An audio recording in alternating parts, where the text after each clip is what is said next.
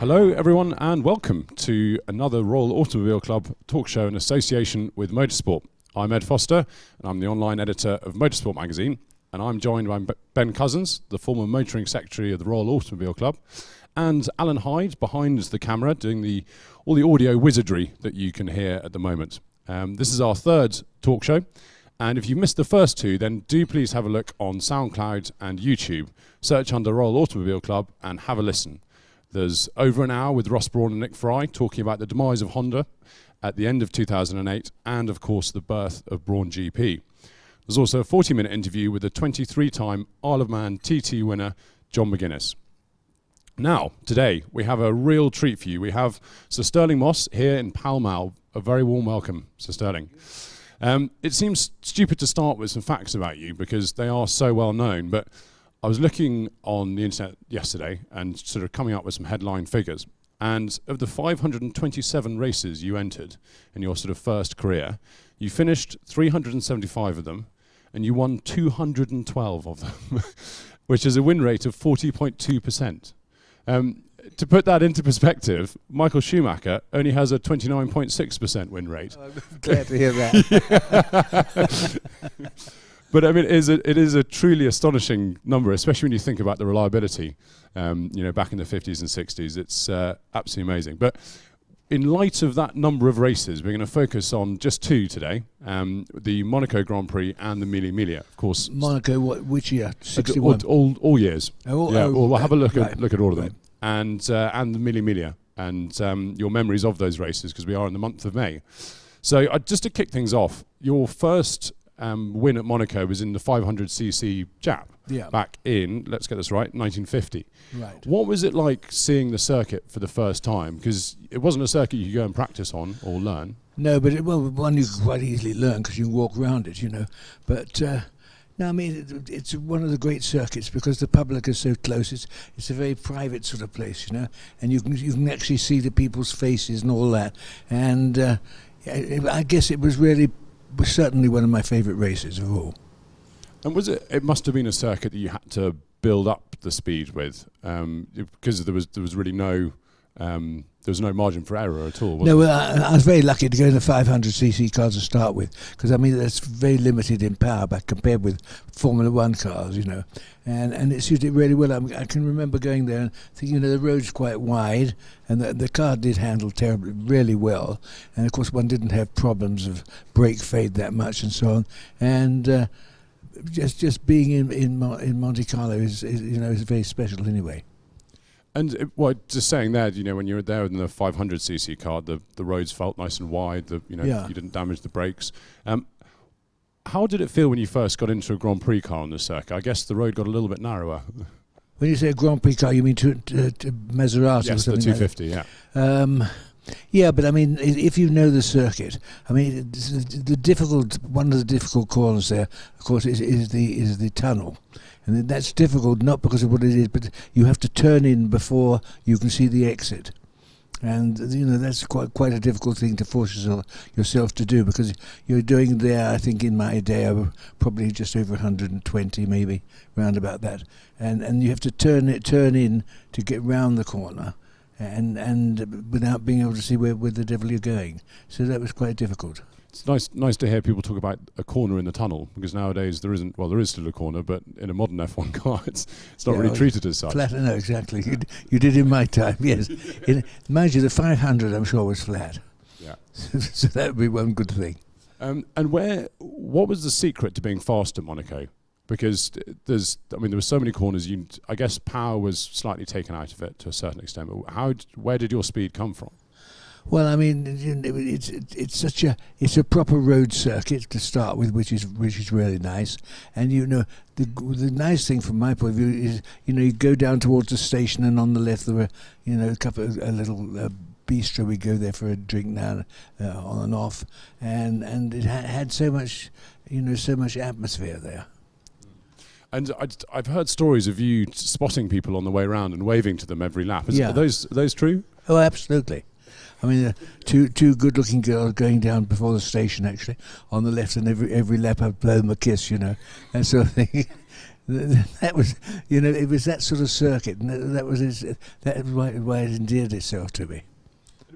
Sorry, Ben. I should say before Ben jumps in here, we have some books on Sir Stirling, so a couple of your scrapbooks. They're not the real thing. We've just been talking about them. You have just under 60 colour-coded scrapbooks at home, which is incredible. More than that. More than that. So which maps your entire career on 2 legs and 4 wheels. So we'll dip in and out of the published ones in a second. Right. But sorry, Ben, I interrupted you there. Not at all. I was going to say, I mean, Monaco is most famous for being a single-seater race, but of course there was the odd year in '52 when it was run for sports cars. A couple of questions. One is there's a lovely picture of what would be a very expensive crash now of about 20 million quid with a couple of C-types, a DB3S, Gordini all in the wall. But what did the drivers make of it when the Monegasques said we're running a Grand Prix for sports cars? Or were you up in arms, or did you just say, "Oh, it's a car, we'll race it"? I think it's such a popular event.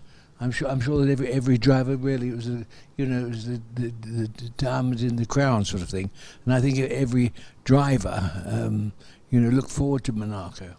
Very important event.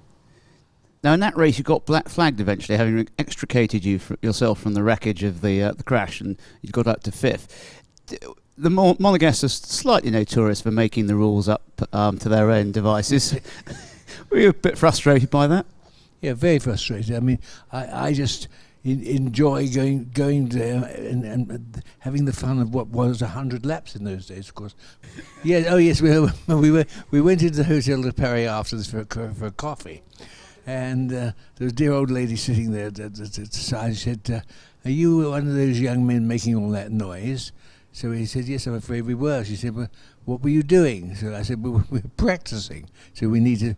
Oh, she said, "Can't you go and practice somewhere else?" Which I could feel for, actually. There was a sort of a carnival atmosphere at Monaco in those days. Well, I mean, it was just it's different. A holiday place, isn't it? Yeah, I mean, one thinks of Monte Carlo, it was the casino and the racing and all the other things they have.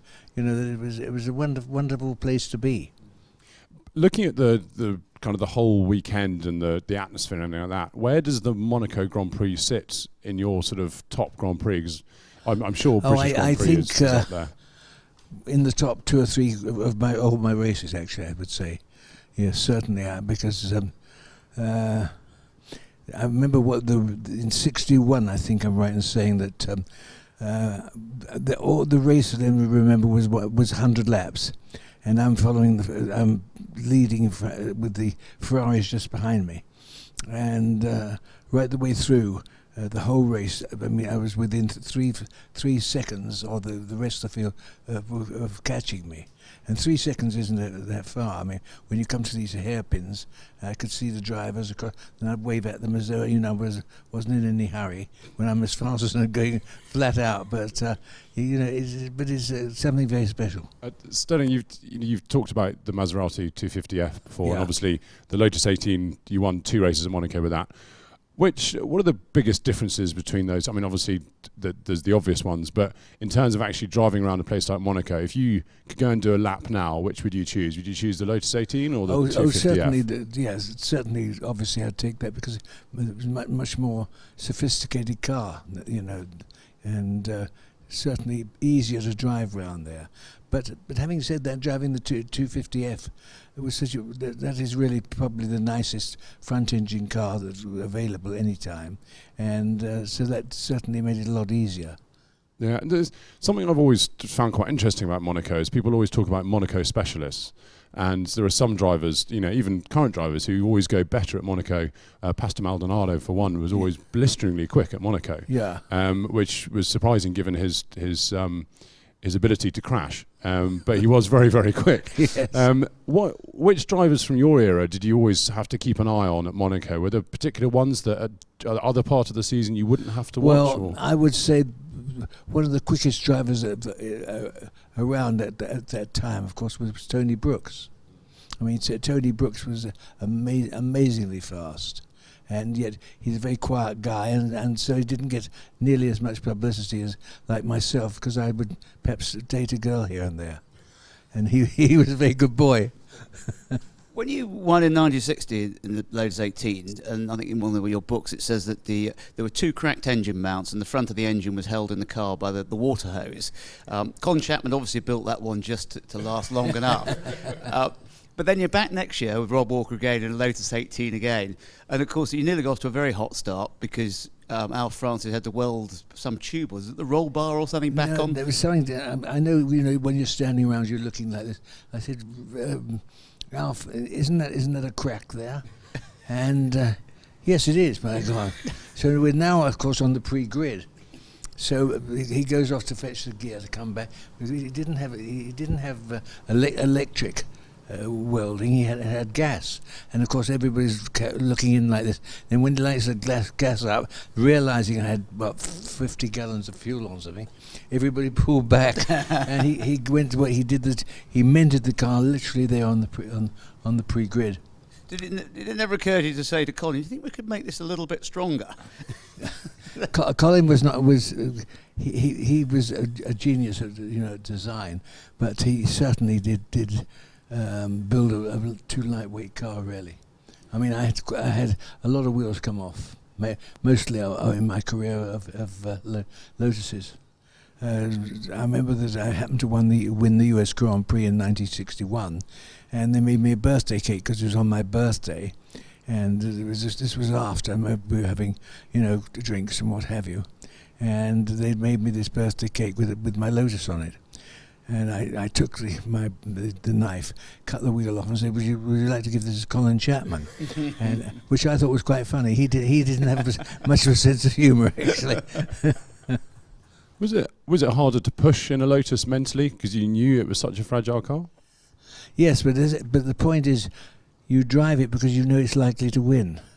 I mean, the Lotus was not nearly as nice as the Cooper. Cooper you could throw around, you could really abuse it. It was a really enjoyable machine to drive. The Lotus was never enjoyable, other than the fact that you had the potential of success. Now we've got a picture in the book of the 61, and I'm sure Alan will pan into this later. You took the side panels off. Was this just so you could distribute business cards going around the hairpins? No, that was or to show the girls your nice legs? Or no, was it's there purely a race. Remember, the race in those days was about 3 3/4 hours long. And I said to Alf, "Look, aerodynamics don't really matter here. It'll be really nice to be, just much freer." And so we took it off. I mean, because they weren't doing anything particularly good for the car. I mean, they weren't aerodynamic or anything like that. Was Monaco one of the most tiring tracks because of the constant gear changing, the constant braking and corners? And yes, but it's so exhilarating to drive. It's so rewarding. If ever you're in a race, the most difficult place to be is leading, because it's much easier to follow somebody than it is to lead.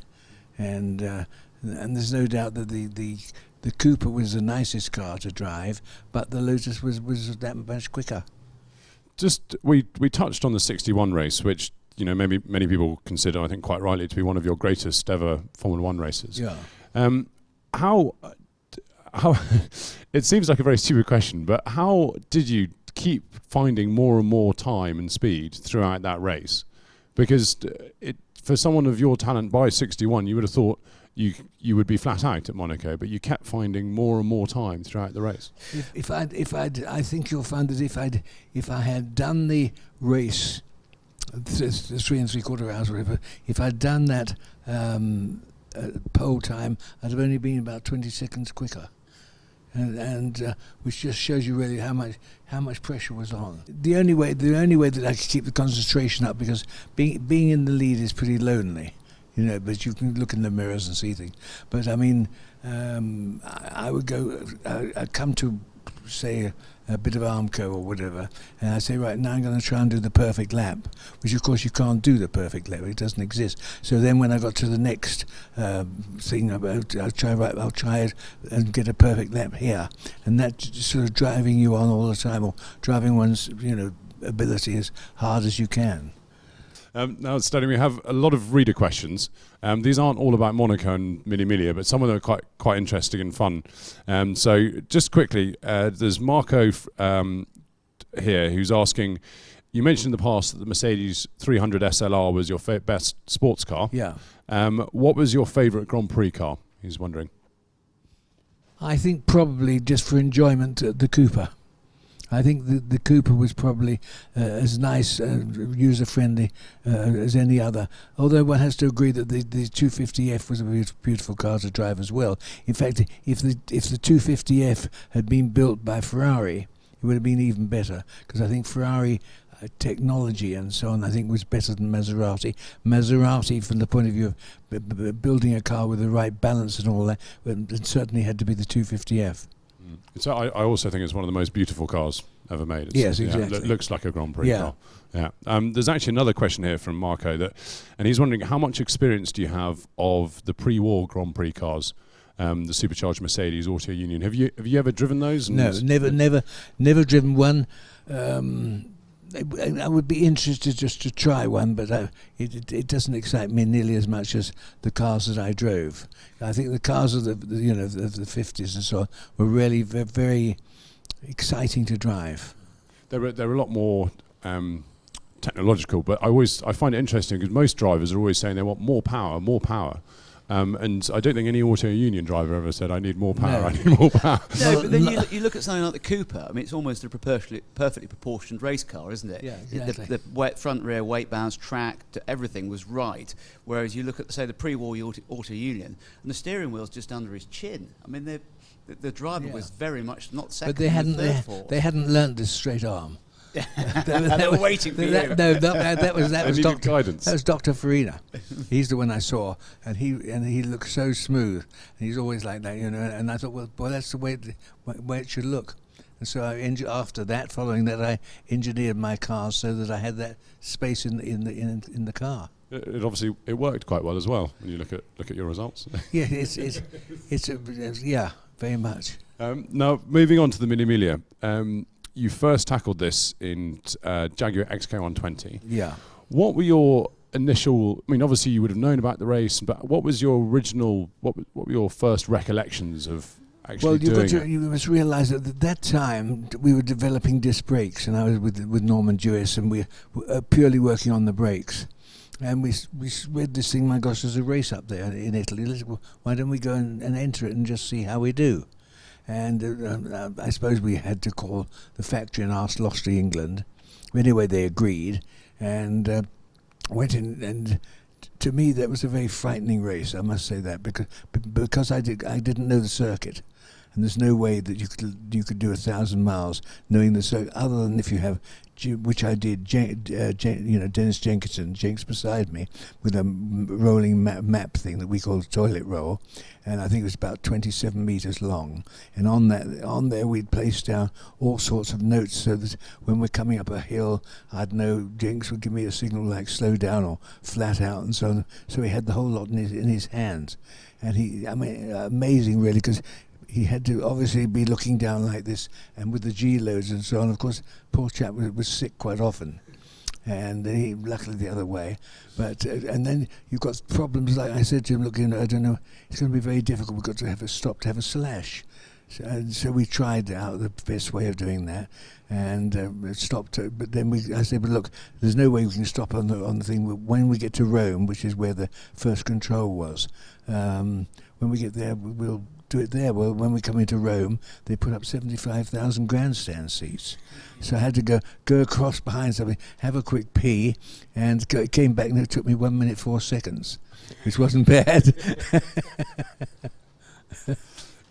So when you first went there, you were just driving blind then. When you first went. Oh, absolutely. When we first went there and started, we didn't know anything other than, we're going down to Rome we knew the route, obviously, because that was fixed, but no more than that. But it was pretty relaxed. I mean, when he went in 1952 in Norman, he drove the car out there, didn't he? Yes, well, exactly. I mean, you're more famous, obviously, for driving a German taxi to victory in '55, but which, in fact, there's a picture behind me on the wall, and I'm trying to remember, is that the Raticosa or the Futa Pass? You tell a story about how you had to do it in less than an hour at some astonishing average. That's right. It was a Futa, I think.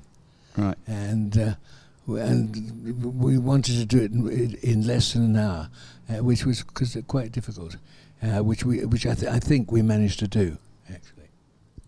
I was lucky enough last year to come out to the Futa Pass and have a ride in a 300 SLR, and Stirling, you were there with sort of doing onboard shots and things. And what surprised me was just how relentless that pass is. It's corner after corner after corner after corner.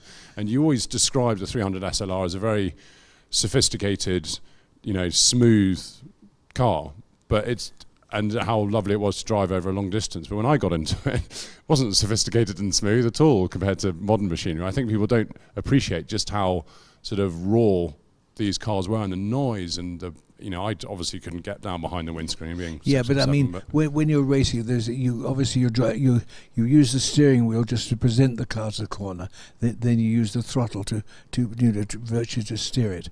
And the 300 SLR was a staggering car.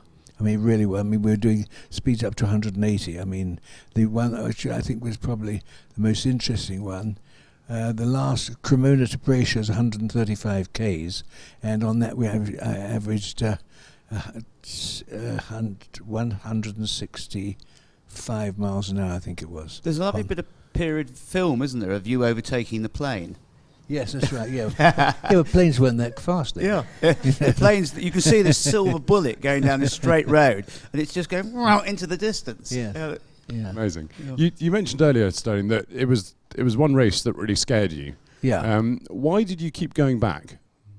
Well, because it's the most exhilarating, exciting race anywhere in the world, and it just, to me, I mean, I'm a racing driver. And to take part in an event like that one, I think is really just pushing the limits about as far as you can. But you always did it with a co-driver, whereas your great chum Fangio, he would never take a co-driver with him. No, but the reason he wouldn't take a driver is he had a crash in Argentina, and his co-driver was killed. And so he said, look, he would never take somebody else's, never put them in that danger. Ah. Yeah, apparently. And because obviously Fangio finishing second in 55. In your opinion, that was, I mean, without a co-driver, that must have been an impressive feat. Oh, I think it's staggering. Really, I mean, it amazes me because Fangio certainly was faster in Formula One than myself, but I could usually beat him in sports car racing. I don't know why. I asked him, I said, look, why aren't you faster in sports cars? And in sports cars, yeah. And he said because he likes to see the front wheels. I mean, which seemed to me an amazing thing to say, but he liked to be able to see his front wheels, yeah. Amid the elation of winning in 1955 and Fangio second, did you think to yourself, nobody's ever going to do that again? No. I mean, we was obviously on a real high, and that's why we drove on up to Stuttgart through the night after the race. We had some, a party there in Brescia, and I thought, well, as this is so, they'd probably like us to be up and do a PR deal with the factory. So we just went on to get up there. Right. Good party, nice girls. I don't remember a thing actually. Just briefly again on the 55 Mille Miglia, how hard was it? Because obviously, you're a racer, and you. How hard was it to ignore the Ferraris going off into the distance to start with, and because it was Castellotti who was spinning his rear wheel? Castellotti was leaving black lines, so that as soon as I saw those black lines the way he was driving, it would have been impossible for that car. I think it was 4.4 litre, a new Ferrari, and it'd be impossible. No way would he complete the event. So I felt quite happy about that. Quite relaxed about it. Yeah, exactly. I think I'm right in hearing that you never really loved Le Mans because it was more a test of endurance than it was a speed. Was the Mille Miglia not slightly like that? Because I know it wasn't 24 hours, but it was 10 hours, 7 minutes. There must have been an endurance aspect that came into it. Yeah, but you see, the other good news about it is I was the only person driving it. At Le Mans you have to share it, and darn well you give it to your co-driver, and he comes back and he said, look, the brakes aren't as good as they were, pulling to the right and all these excuses. In the Mille there's no excuses. I was thinking the other day of what it must have been like to go from Mercedes in 55 to Maserati, and then you had 2 years with big shock. Yes. describe the sort of the shock and the differences there. Well, I mean, going to the Italians at Maserati, beautiful handling car. I mean, handled better than any other Formula One car, but it was still hadn't the reliability. I mean, I always felt that if I said to them, "Can we try, special wheels with 8 sides or something?" They'd look in the big book and say, "We tried that in 1915. It didn't work, so forget it." They had so much knowledge and understanding. And Neuber, of course, who was our team manager, was a fantastic character. I mean, he really was. I mean, just to give you an example, a guy goes into a restaurant, you see. Well, they can cut it out. A guy goes into this restaurant, you see, and he's there, and he says, "Coy," he says, "look at that," and he bangs his hand. He says, "Look at that." He says, the guy said, "Excuse me, that's my wife." He said, pardon me." I'm just going to dip into the readers' questions again. There's one here from Diego. He wants to know the most thrilling corners you've ever experienced. This could be Grand Prix, sports cars, Mille Miglia, anything. Well, the thrilling you get thrilling because it frightens you, which can happen, and you get thrilling because it excites you. And I presume he means which is the most exciting. Obviously, because I didn't know the Mille Miglia circuit as well as one would a short one. I mean, there were so many corners on the Mille Miglia where you were flat out, but they were blind. Yeah, they must have been quite something with Jenks telling you. Yeah, well, but Jenks, we'd been round, and we decided exactly what we were going to do and how we were going to. Where did you ding the nose? That must have been frightening. If only because you were frightened, you might have been out of the race. That was because I thought I knew. I thought we came to Pescara, I think it was. And we came there, and I thought I knew the road, and of course it wasn't the piece I thought it was. So I had to drive off the curb and bent it. Yeah. I've heard the sort of bits of the story before, but wasn't there a pill that Fangio gave you before? Yeah. The Mille Miglia? Did we ever work out what that was? I never found out. It was probably blue. Well, it clearly worked for Fangio, didn't it? He had a lot of pretty girlfriends. Yes, he did. That's true. But it was just something to keep you awake and keep you going. Yeah, exactly. And he gave me this thing and Jenks, and I must say, it worked perfectly. I mean, because it was really I don't know when we went to bed first. I mean, it was well after the race, hours up the circuit. Yeah. Well, of course, Jenks went back to his hotel, sat up, and wrote the entire report, and then put it in the Italian postbox. Yeah, exactly. Back to London. Amazing. And with no notes at all. You realise that he had no notes whatsoever because he had nothing to write with. Yeah, he was reading the instructions to me, so it was quite incredible. Amazing. So I must keep asking these readers questions because they've taken the trouble to send them in. This one's a bit different. This is from Tom Neal, who is talking about the difference between Grand Prix drivers today and Grand Prix drivers in the 50s and 60s. Yeah. And he's wondering which of today's F1 drivers would have been most suited to the driving style and personality of the drivers from your era. I would say Vettel, probably. I think Vettel, I think today is one of the fastest. Well, as is Lewis, Alonso, and what have you. I'm sure that if the drivers of today raced at the time I did, I'm sure they'd have been just as outstanding. Quite frankly, I mean because learning the cars are completely different. Obviously, I haven't driven a really modern car at all, but they must be quite exciting and interesting to drive. The thing is, we've got all these buttons and stuff. Well, originally, of course, we didn't have those buttons, so meant the driver had to do it. But now otherwise they've got 13, 15 buttons or something, haven't they? They can press. So I know we're really talking about Monaco and Mille Miglia, but looking at this trophy cabinet, we've got the trophy you won for the British Grand Prix in 1955. You've got the British Grand Prix trophy. You've got the Tourist trophy, all of which have got your name on numerous times. In terms of you were busy as a racing driver. I just looked up a little stat. I think it was between 52 and 53. You did somewhere around 50 races of all sorts in almost everything.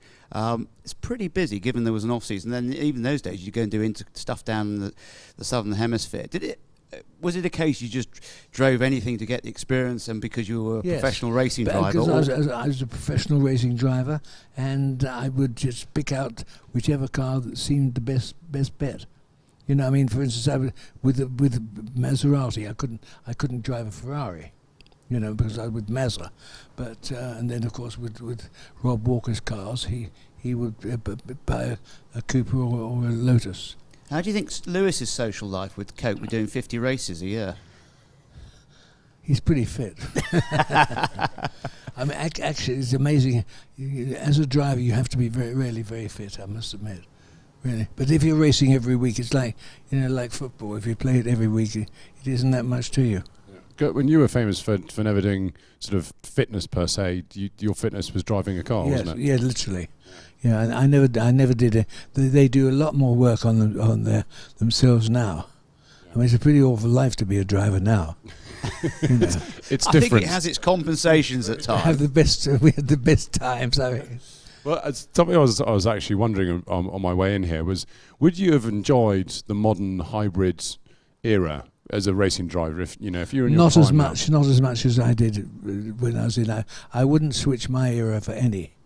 You know, even pre-war, and I mean, yes, I would like to have tried the cars and see what they were like, of course, because that's you know, because it's a competitor or one I was going to drive, but not otherwise. I can imagine it when you look at modern Formula One today. There's every driver has sort of two PR people next to them with dictaphones. Yeah, they would have had quite a tough job with you, Stirling, trying to keep you from saying things they didn't want you to say. yeah, well, that's true, actually. You certainly wouldn't have driven for Ron Dennis, would you? No, I don't think I would. No, he wouldn't be high on my list.